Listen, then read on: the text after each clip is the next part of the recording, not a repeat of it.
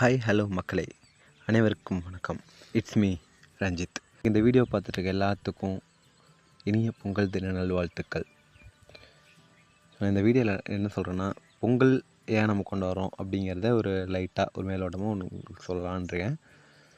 இது பொங்கல் முக்கியமாக தமிழர்களால் ஒரு சிறப்பாக கொண்டாடப்படுற ஒரு பண்டிகை. அது என்ன பண்டிகைன்னா, அது ஒரு அறுவடை பண்டிகை.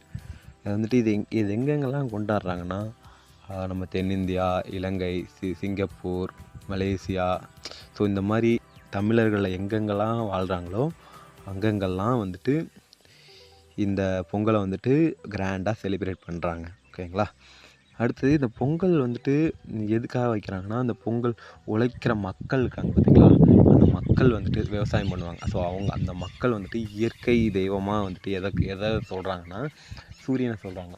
ஸோ அந்த சூரியனுக்காகவும் மற்ற உயிர்கள், அதாவது இந்த இயற்கையில் இருக்க எல்லா உயிர்களுக்காகவும் ஒரு நன்றி சொல்கிற விதமாக இந்த நாளை கொண்டாடுறாங்க. ஓகேங்களா? உங்களுக்கு நான் இன்னொரு வீடியோவில் இந்த பொங்கல் 4 டேஸ் செலிப்ரேஷனை பற்றி டீட்டெயிலாக உங்களுக்கு வீடியோ போடுறேன். ஓகேங்களா? தேங்க்யூ.